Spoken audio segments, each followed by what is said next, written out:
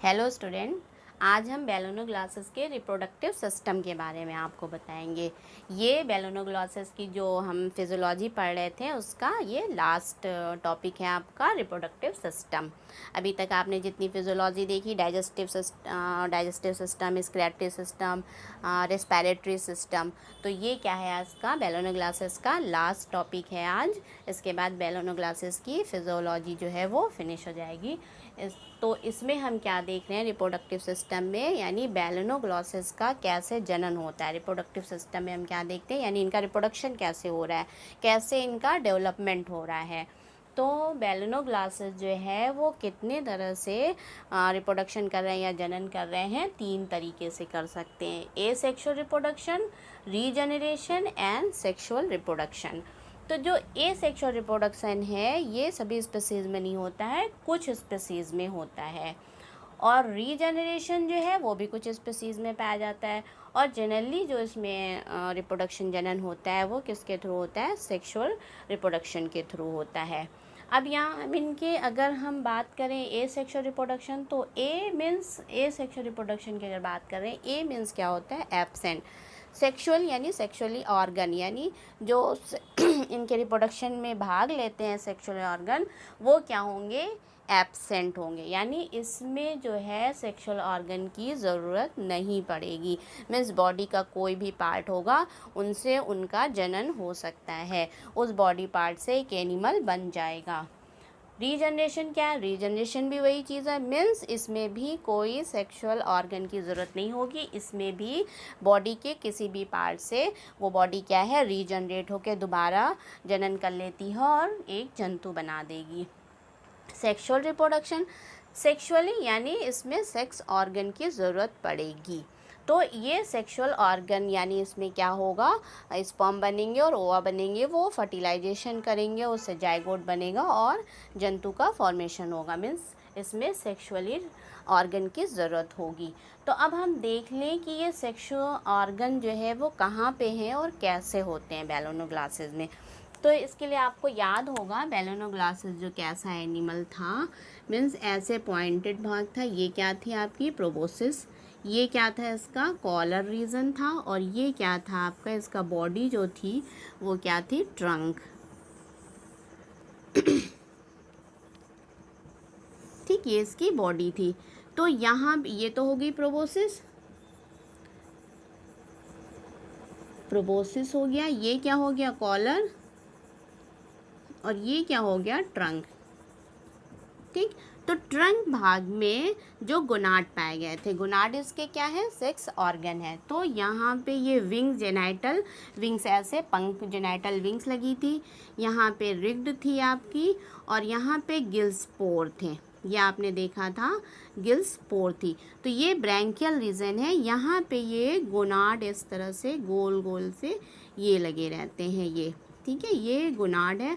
और गोनाड कैसे, एक सेक यानी थैले जैसे उसमें भरे रहते, मीन्स एक थैला होता है जिसके अंदर वो होते हैं।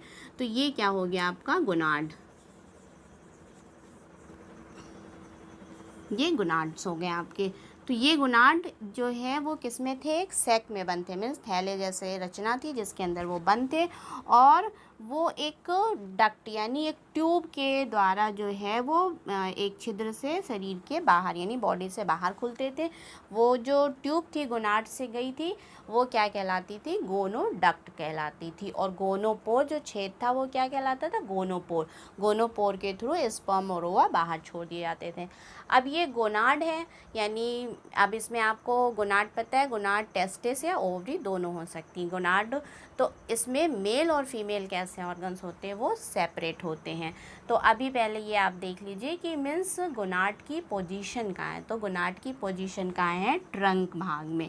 मीन्स ये तो प्रोबोसिस हो गया आपका, फिर ये कॉलर हो गया, ये ट्रंक रीजन हो गया। तो ट्रंक में जेनाइटल विंग से ढके हुए ये गोनाड पाए जाते हैं, और किसमें, एक सेक में पाए जाते थे। तो ये तो हो गया आपका गोनाड की पोजीशन। अब हम बात करें एसेक्सुअल की। अब हम हेडिंग देख लें, हेडिंग वाइज हम देखते हैं। तो एसेक्सुअल रिप्रोडक्शन, एसेक्सुअल रिप्रोडक्शन मैंने बताया था कि सभी स्पीसीज़ में नहीं होता है, कुछ स्पीसीज़ में होता है। तो गिलक्रिस्ट ने सबसे पहले बैलेनोग्लासेस कैप्सेंसिस में एसेक्सुअल रिप्रोडक्शन के बारे में बताया था। तो एसेक्सुअल रिप्रोडक्शन किस स्पीसीज़ में हो रहा है? कैप्सेंसिस, यानी बैलेनोग्लासेस कैप्सेंसिस। बैलेनोग्लासेस तो जेनरा हो गया इसका, ये क्या कैप्सेंसिस क्या हो गई? स्पीसीज़ हो गई। तो गिलक्रिस्ट ने सबसे पहले एसेक्सुअल रिप्रोडक्शन के बारे में बताया था। अब एसेक्सुअल रिप्रोडक्शन जैसे आपको नेम से ही लग रहा है, यानी ए मीन्स एब्सेंट मैंने बताया था, तो इसमें सेक्सुअल ऑर्गन नहीं होंगे। तो इनका क्या होगा? बॉडी का जो पिछला भाग है, मीन्स गर्मी के सीज़न में शरीर के पिछले सिरे से जो छोटे छोटे पार्ट ये बैलेनोग्लासेस अलग कर देता है। मीन्स शरीर के जो बॉडी का भाग है, यहाँ से छोटे छोटे टुकड़े जो हैं वो अलग हो जाते हैं, और हर टुकड़ा फिर वो जनन रिप्रोडक्शन करके, यानी दोबारा जनन करके जंतु बना लेता है। मीन्स हर अलग अलग टुकड़े, प्रत्येक टुकड़ा जो है, अलग अलग टुकड़े में तो उसकी बॉडी बढ़ गई पिछली वाली, और प्रत्येक टुकड़ा जो है वो एक जंतु का निर्माण कर जाते हैं, एक जंतु में निर्माण हो जाता है, यानी एक जंतु बना लेता है। अब रीजनरेशन में देखें, रीजनरेशन में बॉडी का कोई भी पार्ट, जैसे प्रोबोसिस है, कॉलर है, ट्रंक है, ये अलग अलग हो जाते हैं, और प्रोबोसिस है वो पूरा फिर बॉडी का जो शेष भाग है जो उसमें लुप्त हो चुके थे, मीन्स गायब थे, मीन्स अगर प्रोबोसिस है ये, तो प्रोबोसिस ये अलग हो गई, कॉलर और ट्रंक अलग हो गया, या बॉडी का कोई भी पार्ट अलग हो गया। तो यहाँ से ये जो बाकी बचा पार्ट है, यानी जो लुप्त हुआ पार्ट है, वो बना लेंगे। सिर्फ कॉलर अलग हो गया, तो कॉलर जो है वो प्रोबोसिस बना लेगा और नीचे ट्रंक बना लेगा। अगर प्रोबोसिस अलग हो गई है तो प्रोबोसिस क्या बना लेगी? कॉलर बना लेगी, और बाकी आपका ट्रंक बना लेगा। तो क्या हो गया रीजनरेशन में? बैलेनोग्लासेस में रीजनरेशन की बहुत ज़्यादा क्षमता पाई जाती है, यानी बहुत ज़्यादा वो रीजनरेशन करके एनिमल बना लेते हैं। अब जंतु के प्रोबोसिस, कॉलर या ट्रंक से अलग हुए टुकड़े जो हैं वो रीजनरेशन करके शरीर के लुप्त भाग को बना लेते हैं। मीन्स जो टुकड़ा अलग हुआ है वो बाकी जो पार्ट गायब हो गया था उसको वो रीजनरेट कर लेंगे, मीन्स दोबारा से वो बना लेंगे। अब हम तीसरे पॉइंट की बात करते हैं, सेक्सुअल रिप्रोडक्शन। सेक्सुअल रिप्रोडक्शन में आपको पता है मीन्स सेक्स ऑर्गन की ज़रूरत होगी। मीन्स अब यहाँ पे हम देख लें कि बैलेनोग्लासेस में मेल फीमेल, ठीक है, तो वो कैसे होंगे? सेपरेट। तो मेल फीमेल कैसे होंगे? यहाँ पे मेल और फीमेल अलग अलग होते हैं। अब इन्हें देखने से, मीन्स आप ये देख रहे हैं तो आपको ये बैलेनोग्लासेस नहीं पता चल रहा है कि ये मेल एनिमल है या फीमेल एनिमल है, तो देखने से ये नहीं पता चलेगा कि ये मेल एनिमल है या फीमेल एनिमल है, लेकिन दोनों क्या होंगे? अलग अलग होंगे। यानी मेल जो होंगे उसमें क्या होगी? जो गोनाड होंगे वो टेस्टिस होगी, और जो फीमेल एनिमल होंगे उसमें जो गोनाड होंगे वो क्या होंगे? ओवरी होगी। लेकिन देखने से आपको ये नहीं पता चल रहा है कि ये मेल है कि फीमेल है। तो इसमें क्या होता है? सेक्सुअल डायमॉर्फिज्म क्या होते हैं? एब्सेंट होता है। मीन्स हम बाहर से देख के हम इन्हें नहीं बता सकते। हाँ, कुछ में है कि जो गोनाड है, गोनाड कलर होते हैं, तो इन कलर से हम पहचान सकते हैं, ऐसे नहीं पहचान पाते हैं। तो सेक्स क्या हो गया? सेपरेट हो गया, यानी मेल फीमेल अलग हो गए। सेक्सुअल डायमॉर्फिज्म क्या हो गया? एब्सेंट हो गया। मीन्स हम बाहर से उन्हें देख के मेल फीमेल नहीं बता सकते हैं। अब गोनाड कैसे होते हैं? गोनाड जो है वो सिंपल टाइप के होते हैं, बिल्कुल सरल होते हैं, और जो एक थैले में बंद रहते हैं, और वो थैला जो है एक ट्यूब के थ्रू बाहर खुलता है। तो वो जो ट्यूब होती है वो क्या कहलाती है? आपके थैले में बंद होते हैं, तो थैला क्या हो गया? गोनो सेक कहलाता है।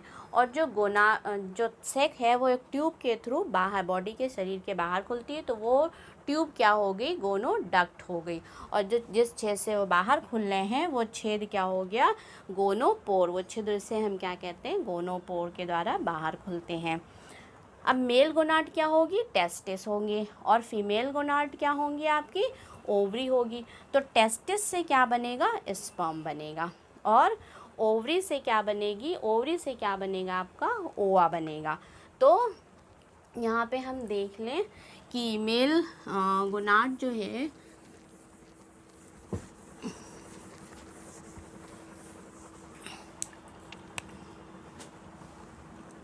तो सेक्स ऑर्गन सेपरेट हो गए यानी मेल और फीमेल। तो मेल में जो गोनाड होंगे यानी मेल गोनाड, गोनाड और फीमेल गोनाड।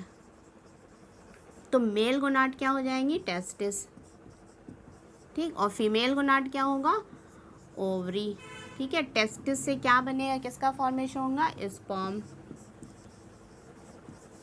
स्पर्म का फॉर्मेशन होगा, और ओवरी से किसका फॉर्मेशन होगा, ओवा का फॉर्मेशन होगा, ठीक। तो यहाँ पे हम देख लें, मेल गोनाड क्या थे आपके, टेस्टिस थे, जिससे किसका फॉर्मेशन हो रहा है, स्पर्म का फॉर्मेशन हो रहा है। और फीमेल गोनाड क्या था आपका, ओवरी थी, जिससे क्या बन रहा है, ओवा बनता है।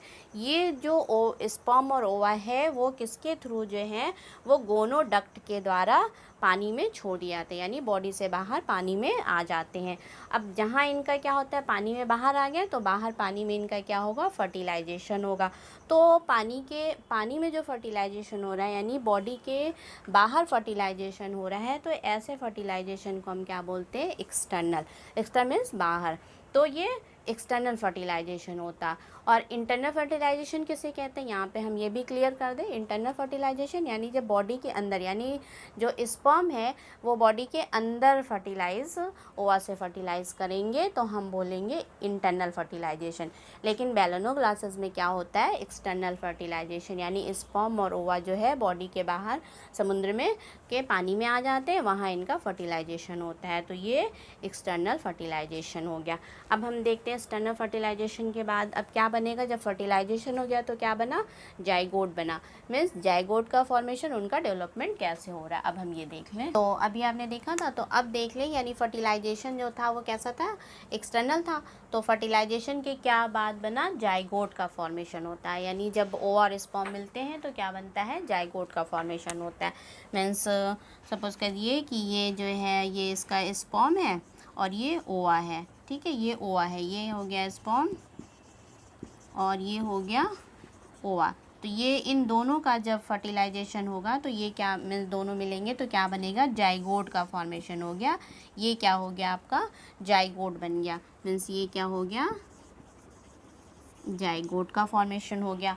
तो फर्टिलाइजेशन के बाद क्या बन रहा है, जाइगोट बन रहा है। अब जाइगोट में क्या हो रहा है, क्लीवेज, यानी क्लीवेज कहते हैं विदलन को, यानी कि उनमें अंडे का जो सेल्स बनने लगती है, मीन्स वो कटने लगता है और ढेर सारी सेल्स में। तो जाइगोट के बाद जो है ये सेल, जाइगोट के बाद ये सेल स्टेज हो जाएगी। मीन्स सेल जाइगोट जो है 2 भागों में बटा, और ये क्या हो गया आपका 2 सेल स्टेज। फिर क्या हो गया 4 भागों, मीन्स इस तरह से 4 सेल स्टेज, 8 सेल स्टेज, और इस तरह से वो उसमें क्लीवेज शुरू हो जाता है। यानी ये जो इनका ये कटता है, इसे हम बोलते हैं क्लीवेज, खंडी भवन। तो ये क्लीवेज कैसा होता है, होलोब्लास्टिक, यानी पूरा, होल माने पूरा, यानी जो ये जो पूरा जो है वो डिवाइड होता है। तो किस टाइप का क्लीवेज होता है, होलोब्लास्टिक टाइप का क्लीवेज होता है।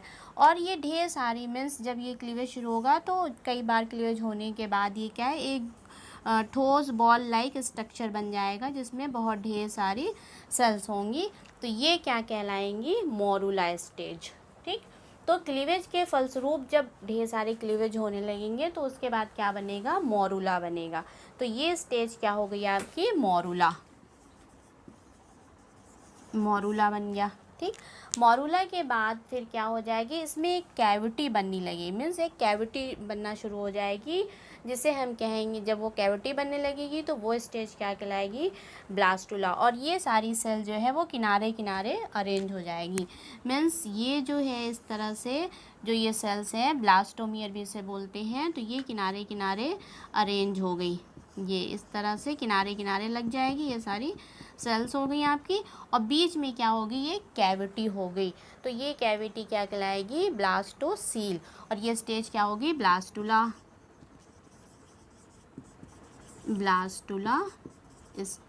स्टेज, ठीक है। तो ये हो गया ब्लास्टुला और ये ब्लास्टोसील। तो क्लीवेज के फल, जाइगोट में क्या शुरू हो गया, क्लीवेज शुरू हो गया, जिसके फलस्वरूप क्या बना आपका, मोरुला बना।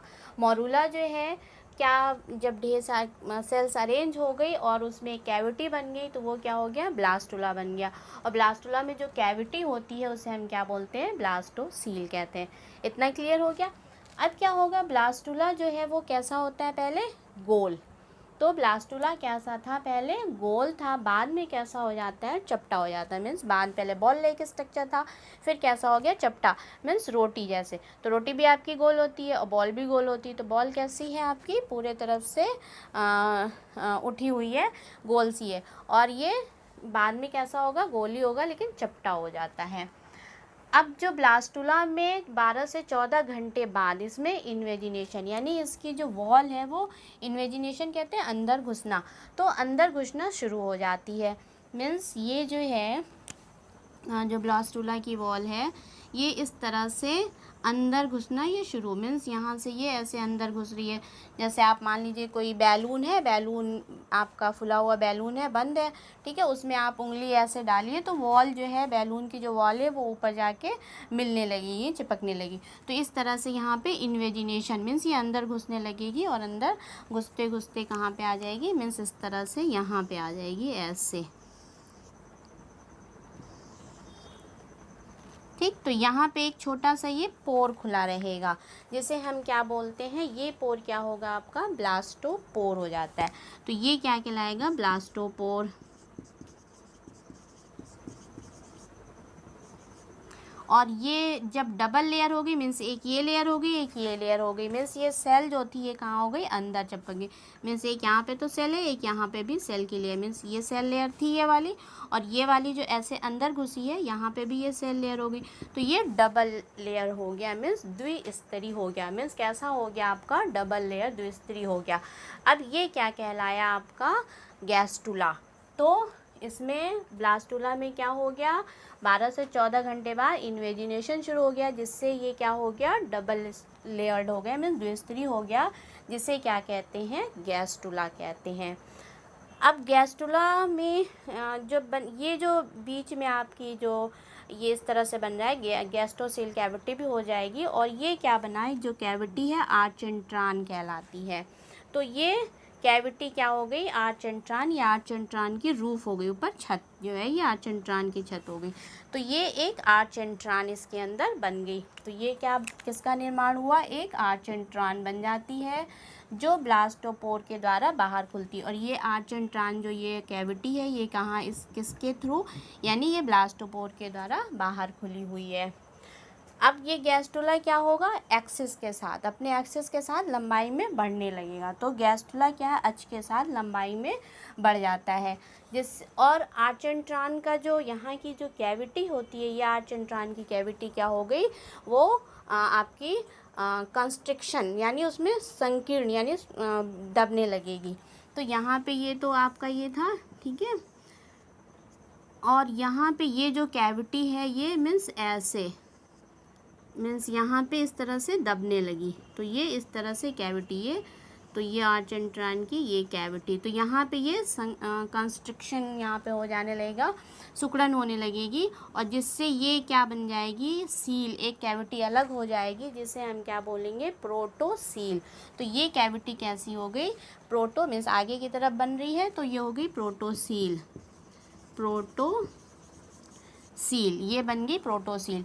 और ये जो बाकी का भाग है आर्चेंट्रान का, ये क्या थी, आर्चेंट्रान की कैविटी थी, तो बाकी का नीचे वाला जो पार्ट है वो क्या कहलाएगा, एलिमेंट्री कैनाल। मीन्स आर्चेंट्रान का जो ऊपर का पार्ट है ये क्या होगी, प्रोटोसील बना दिया, और नीचे का ये जो पार्ट है वो क्या बना दिया, एलिमेंट्री कैनाल बना देता है। तो प्रोटोसील का आकार कैसा, अब प्रोटोसील का आकार जो है वो कैसा होगा, तिकोना होते जाएगा, मीन्स तिकोना हो जाएगा। और इसका एक सिरा जो है एपिकल थिकिंग से जुड़ जाता है। अब यहाँ पे हम देख लें तो आपको क्लियर हो जाएगा। मीन्स ये थी आपकी, ठीक है, तो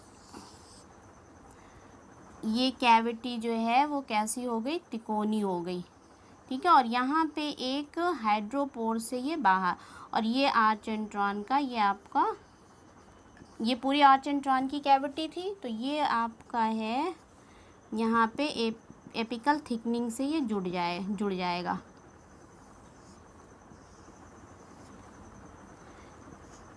ठीक, तो ये है ये एपिकल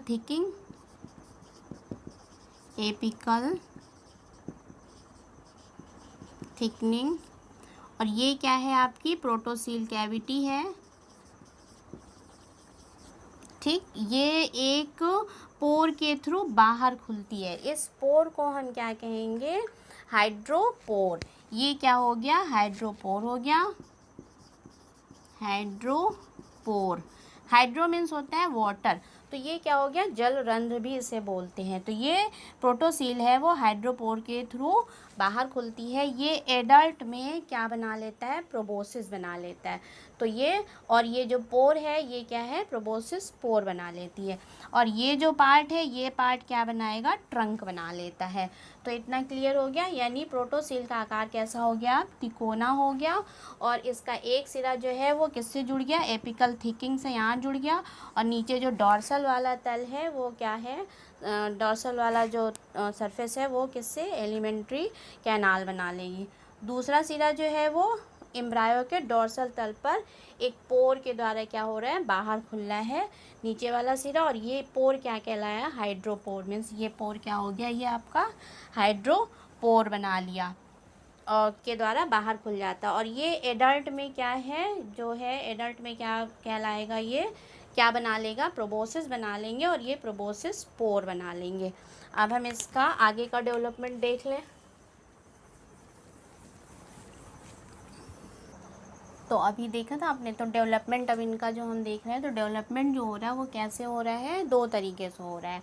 मीन्स एक तो डायरेक्ट डेवलपमेंट हो रहा है, दूसरा इनडायरेक्ट। तो जब इनडायरेक्ट डेवलपमेंट हो रहा है तो इसमें लार्वा स्टेज बन रहा है। तो वो कौन सा लार्वा है, टर्नेरिया। तो ये जो डेवलपमेंट जाइगोट के बाद जो फॉर्मेशन हो गया था, मीन्स सिलेटेड जो थे वो एग मेम्ब्रेन, सिलेटेड एम्ब्रायो जो था वो एग मेम्ब्रेन को तोड़ के बाहर पानी में आ जा रहा था। तो अब वहाँ पे इनका डेवलपमेंट हो रहा है। तो एक तो क्या हो रहा है, डायरेक्ट डेवलपमेंट, और दूसरा है इनडायरेक्ट। ठीक है, तो डायरेक्ट इनडायरेक्ट डेवलपमेंट हम समझ लें यहाँ पे कि किसे कहते हैं। जब डायरेक्ट डेवलपमेंट है तो डायरेक्ट जो एम्ब्रायो है वो किसमें, एडल्ट के रूप में उनका डेवलपमेंट हो जाएगा। मीन्स डायरेक्ट वो एडल्ट फॉर्म में आएंगे, तो वो डायरेक्ट डेवलपमेंट कहते हैं। और जब इनडायरेक्ट डेवलपमेंट, जब जो एम्ब्रायो है वो किसी दूसरे स्टेज यानी लार्वल स्टेज में आएंगे, उसके बाद उसमें मेटामॉर्फोसिस होगी, तब वो एडल्ट बनेंगे, तो उसे हम बोलते हैं इनडायरेक्ट डेवलपमेंट। ठीक है, तो इसमें क्या है, इनडायरेक्ट डेवलपमेंट हो रहा है। तो ये क्या बना रहे हैं, आपका जो वो टर्नेरिया लार्वा बना लेंगे।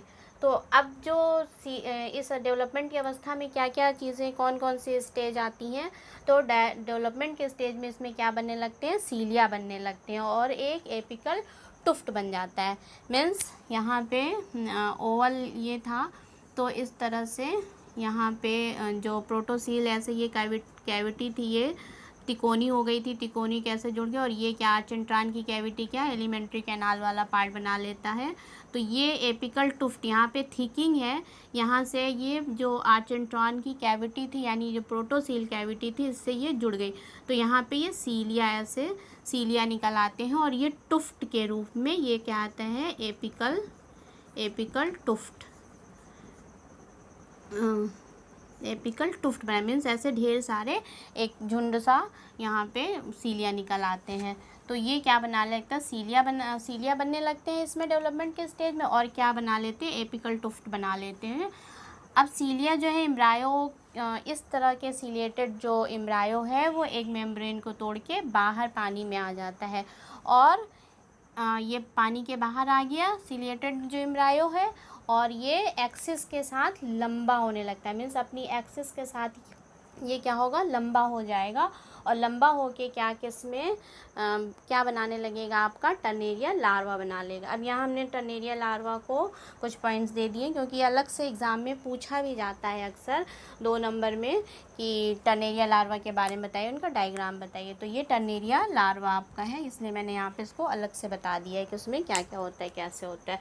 शॉर्ट में भी पूछा जा सकता है। तो टर्नेरिया लार्वा ये कैसा, मीन्स एक मेम्ब्रेन को तोड़ के तो बाहर आ गया एम्ब्रायो, और ये सीलिया इसमें हो गया। तो ये जब सीलिया है तो ये फ्री स्विमिंग करने लगता है। तो टर्नेरिया लार्वा क्या हो गया, ये समुद्र में स्वतंत्र रूप से तैरने वाला होता है। ठीक है, अब इसे टर्नेरिया क्यों कहा गया ये घूमता है, ऐसे ऐसे सर्किल में घूम घूम के आगे बढ़ता है, इस तरह से घूमते घूमते घूमते आगे बढ़ता है, इसलिए इसको टर्नेरिया कहा गया। तो ये क्या करता है, सर्किल में घूमता है, ऐसे घूम घूम के यूं यूं इस तरह से इस तरह से ऐसे ऐसे पूरा घूम घूम के आगे ये बढ़ता जाता है। तो इस वजह से इसे क्या बोला गया, टर्नेरिया लार्वा कहते हैं। अब ये किस आकार का होता है, ये कैसा होता है, ओवल शेप मीन्स अंडाकार होता है और 3 से 4 mm जो है वो चौड़ा और लंबा होता है। कैसा होता है, ट्रांसपेरेंट होता है, पारदर्शक होता है और चमकदार होता है, मीन्स शाइनिंग करता हुआ होगा। इन पर प्री ओरल तथा पोस्ट ओरल सिलिएटेड बैंड होती है।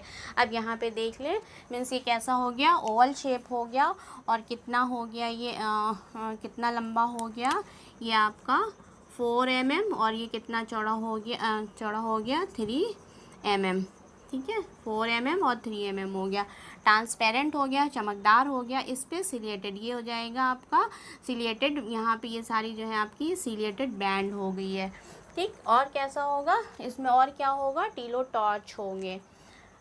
अब जो इसमें क्या क्या दिखाई देंगे, कौन कौन से भाग होंगे, एलिमेंट्री कैनाल, इसमें एलिमेंट्री कैनाल के सभी भाग दिखाई देंगे, जैसे माउस है, ओएसोफेगस है, स्टमक है, इंटेस्टाइन है, एनस है, वो सभी भाग इसमें होते हैं, मीन्स दिखाई देंगे। तो ये हो गया आपका माउथ हो गया, ओएसोफेगस हो गया, स्टमक हो गया, इंटेस्टाइन हो गया, ये एनस हो गया। तो ये पूरा जो है आपका यहाँ से ये क्या है, आपकी एलिमेंट्री कैनाल है, मीन्स एलिमेंट्री कैनाल ये इसमें दिखाई देगी। और क्या हो गया, आई स्पॉट हो गया, ये लाइट इंटेंसिटी के लिए ये रिस्पॉन्सिबल है, मीन्स ये इससे प्रकाश का पता लगा लेते हैं। अब क्या है इसमें, आई स्पॉट पाया जाता है, नर्व सेल्स होती है इसमें कुछ, और जो आई स्पॉट जो है वो किसके लिए है, प्रकाश का पता लगा लेती हैं।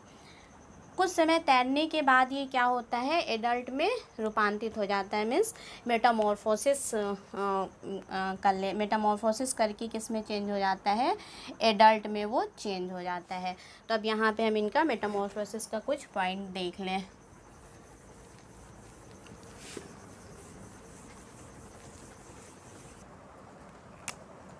अब हम मेटामॉर्फोसिस देख लें। तो मेटामॉर्फोसिस में क्या होता है, इनके जो आई स्पॉट हैं, जो टर्नेरिया लार्वा भी आपने देखा था, तो आई स्पॉट और सिलेटेड बैंड जो है वो धीरे धीरे डाइजेस्ट हो जाते हैं, मीन्स ख़त्म हो जाती है। तो आई स्पॉट और सिलेटेड बैंड धीरे धीरे नष्ट हो जाती है। और क्या होता है फिर, इनकी जो बॉडी थी उसमें क्या है, 2 बार कॉन्स्ट्रिक्शन, यानी 2 बार संकीर्ण, 2 बार 2 जगह से वो सिकुड़ जाएगी, जिससे कि जो इनकी बॉडी है वो 3 भागों में बट जाएगी। तो पहले तो ये कंस्ट्रक्शन, यहाँ पे कंस्ट्रक्शन हुआ था, तो ये प्रोटोसील बन गई थी, और ये जो आर्चिंट्रॉन है इसमें फिर एक बार होगा, जिससे कि ये 3 पार्ट में इनकी बॉडी डिवाइड हो जाएगी। तो फर्स्ट पार्ट क्या होगा, एंटीरियर पार्ट हो जाएगा, एंटीरियर पार्ट जो है वो प्रोबोसिस हो गया, बीच वाला जो पार्ट है वो क्या बना दिया, कॉलर बना दिया, और जो नीचे वाला पार्ट है यानी पोस्टीरियर पार्ट है वो क्या बना लेगा, ट्रंक बना लेगा। और इसमें क्या बन जाएगा फिर, gills, hepatic caeca, blood vessels, heart vessels और नर्वस सिस्टम, इक्टोडर्म, ये सब इनका डेवलपमेंट हो जाएगा। तो ये और एडल्ट एनिमल ये बन जाएगा। तो यहाँ से एक बार फिर से हम यहाँ देख लें, रिवाइज कर लें डायग्राम के थ्रू। तो सबसे पहले ये कैसे थे, बेलोनोग्लासेस कैसा था, सेपरेट था, यानी मेल फीमेल जो थे वो अलग अलग थे, यानी यूनिसेक्सुअल था। एक में आपका टेस्टिस था, एक में क्या थी, एक में क्या था आपका, ओवरी था। तो मेल फीमेल अलग अलग होते हैं। और सेक्सुअल डाइमॉर्फिज्म, यानी देखने से मेल फीमेल हमें नहीं पता चलते हैं। गोनाड का कलर थोड़ा डिफरेंट होता है, उससे हम जान सकते हैं।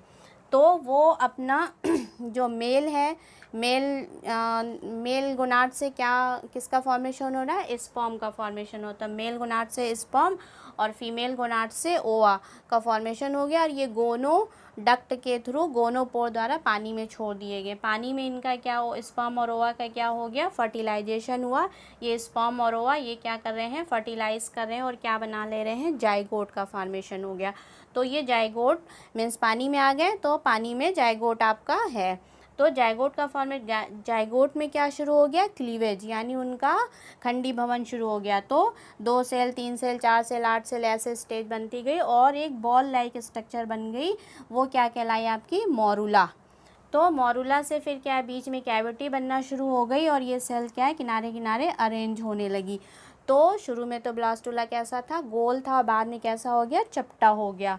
तो ये ब्लास्टुला बन गया। अब ब्लास्टुला में क्या शुरू हो गया, इन्वेजिनेशन, यानी ये अंदर घुसना शुरू हो गई इसकी वॉल। तो ये वॉल अंदर घुसना शुरू हो गई। अब ये अंदर घुस के ये डबल लेयर्ड बन गई और इसके जो ब्लास्टोपोर, जब अंदर घुसी तो यहाँ ब्लास्टोपोर से खुली थी, तो ये ब्लास्टोपोर जो है वो बंद हो गया, डबल लेयर हो गया।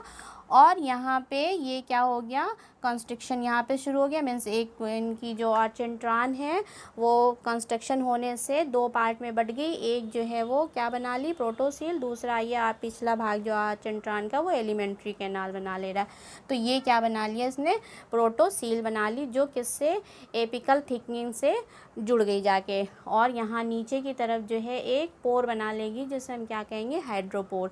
अब इसमें हम देख लें, ये क्या थी, इन्वेजिनेशन से घुसा था तो ये आर्चेंट्रान थी। मीन्स ये आर्चेंट्रान कैविटी जो थी ये दो पार्ट, आर्चेंट्रान जो है दो भागों में बट गई। एक जो है ये क्या है, प्रोटोसील। प्रोटोसील अब कैसा हो गया, तिकोना, त्रिकोणीय होता जाता, आपने अभी नोट किया होगा। तो ये कैसा हो गया, तिकोना हो गया। तिकोना होके ये एपिकल थिकिंग से जाके जुड़ जाता है और यहाँ पे एपिकल टुफ्ट निकल आते हैं। और ये पीछे की तरफ यहाँ पे जाके कहाँ पे, हाइड्रोपोर के थ्रू बाहर खुल जाएगा, जो एडल्ट में क्या बनाएगा, ये प्रोबोसिस, और ये प्रोबोसिस पोर बना लेता है एडल्ट में। अब ये आर्चेंट्रान का जो पिछला शेष भाग है ये क्या कर रहा है, आपका एलिमेंट्री कैनाल का पार्ट बना ले रहा है।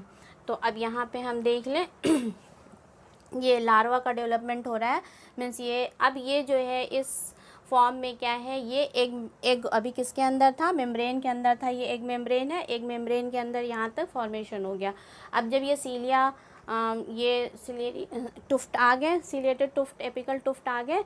अब ये क्या होगा, एक मेम्ब्रेन को तोड़ के बाहर आ जाएगा, मीन्स पानी में आ गया। अब पानी में आ गया तो ये इस पर सीलिया ये देख रहे हैं आप, सीलियरी बैंड, अब इनका डेवलपमेंट हुआ।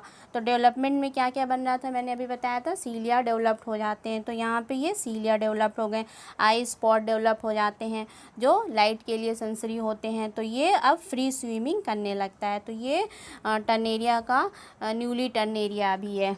तो ये क्या, इसमें क्या, ये आपके प्रोटोसील थी ये प्रोटोसील हाइड्रोपोर से बाहर खुल रही है। और यहाँ पे ये एलिमेंट्री जो आर्चेंट्रान का पिछला भाग था, ये आपका आर्चेंट्रान का ये इतना पिछला भाग है, ये आर्चेंट्रान का आपका एंटीरियर पार्ट है। तो एंटीरियर पार्ट जो है ये प्रोटोसील बना लिया और हाइड्रोपोर से बाहर खुल गया। और ये जो है आपका आर्चेंट्रान का पिछला भाग है जो क्या बना ले रहा है, माउथ बना ले रहा है, ओइसोफेगस बना रहा है, स्टमक बना ले रहा है, इंटेस्टाइन और एनस के थ्रू बाहर खुल जा रहा है। तो ये क्या है, आपका टर्नेरिया लार्वा का फॉर्मेशन हो रहा है। अब यहाँ पे हमने अभी टर्नेरिया लार्वा आपको बताया था, मीन्स ये टर्नेरिया लार्वा का फॉर्मेशन हो गया। और ये क्या करते हैं, अपने सिलेटेड बैंड के थ्रू जो है वो पानी में यूं यूं घूमते, मीन्स घूमते, ऐसे ऐसे घूमते हुए आगे बढ़ते हैं, इसलिए इसको टर्नेरिया लार्वा कहा गया।